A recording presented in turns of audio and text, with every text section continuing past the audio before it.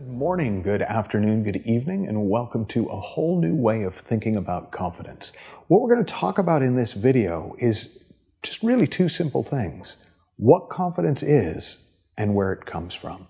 And my first experience of even thinking about confidence, because it wasn't particularly something that I ever thought about, was I was approached when I was an NLP trainer in the early days by somebody who thought that I was a very confident NLP trainer and they wanted to understand the source of my confidence. And I'd never thought about it, but I remember at the time I used lots of techniques to kind of, to be confident, pretend to be confident, act confident. And I would, stand in the mirror and pretend to be confident, and I would do things like imagine I was a superhero and with a cape behind me, and I had all these kind of tricks to be confident, and confidence tricks really is what they were. And that was just how I thought about it at the time. And it was kind of a little bit manufactured, but it kind of worked.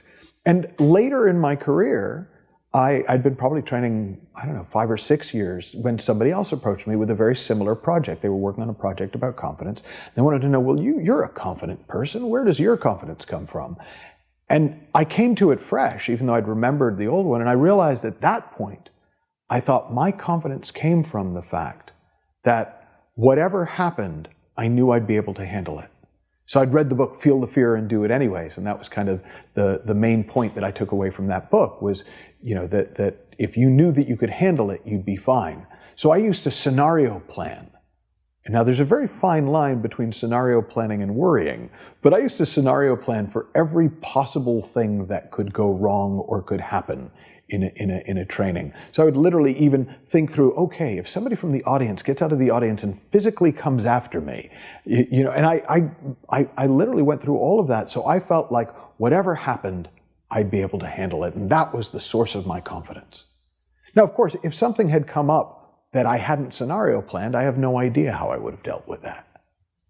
Well, one of the reasons that I think those first two incidents stuck in my mind is because probably 15 years after I'd begun training, somebody else came up to me and said, hey, I'm doing a project about confidence. I'd love to interview you about where your confidence comes from. And I remember thinking, I know when I started, I kind of faked it.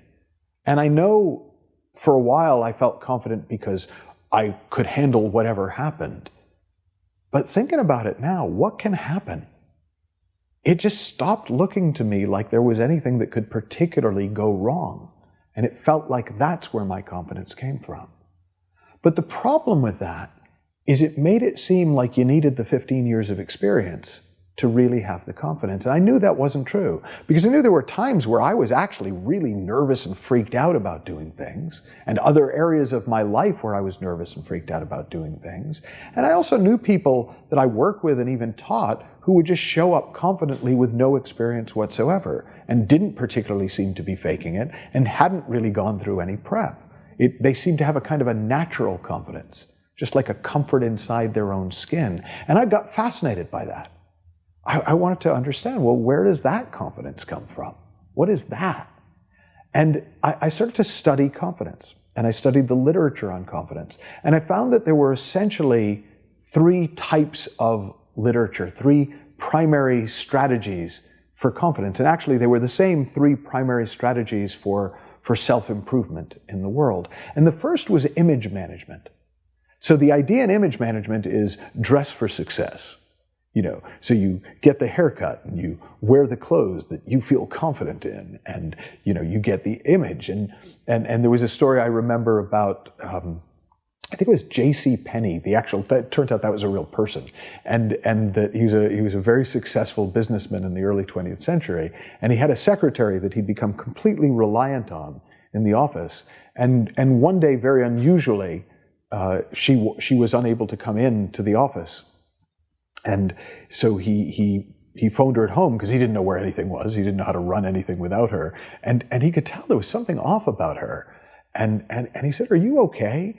And she said, give me 5 minutes to put on my makeup and I'll be fine.